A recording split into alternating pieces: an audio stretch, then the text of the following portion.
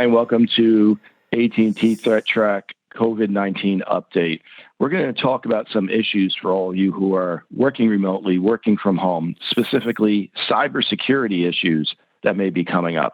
I'm here with Tony Tortorici, who was on the show this week. How you doing, Tony? I'm doing very well. How are you today? Great. And we're going to tell people how they can stay safe and cyber secure working from home. Now, we get a lot of questions on the security awareness team about properly setting up one's home router to work from home, keeping it secure. There are many different models of routers. We can't cover them all, but in general, can you give us some principles of what people should keep in mind? Absolutely. There's three things that come to mind when I work on a router at home. So if I set up my home network, it's brand new. There's three things that I want to focus on personally.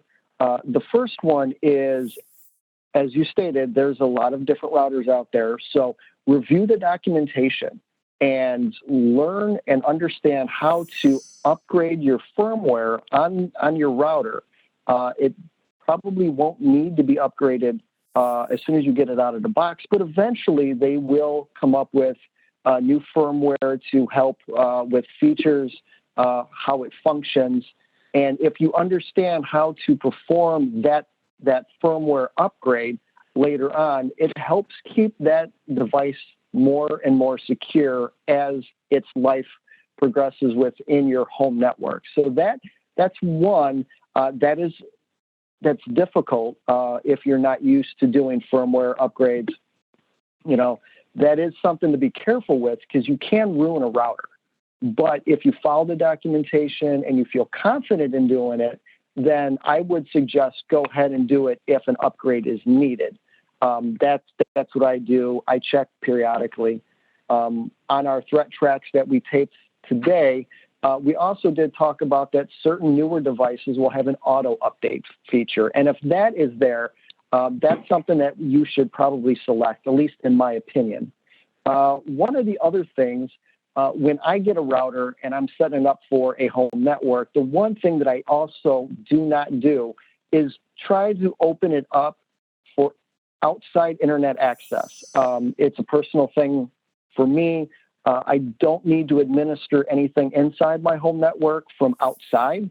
So I do not open up those ports to allow an external admin access. Some people do.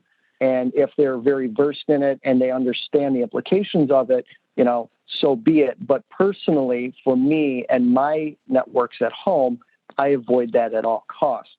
And the last thing that I would like to bring up is Wi-Fi.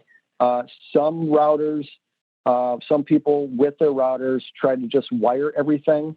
That's very secure. But in this day and age, Wi-Fi is definitely something that most of your devices at home will have, and it's easy to set up.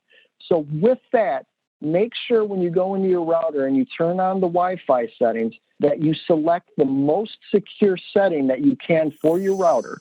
Older routers have less secure Wi-Fi. The newer ones have typically the highest level of security that they have at this time. So just make sure when you bring up a new router or you have a Wi-Fi router that it's set to the highest security. Those would be my three. Okay, well, thank you, Tony. All valuable advice. And everyone out there, stay safe. Check back with us for additional updates every week from ThreatTraq. Thanks for watching.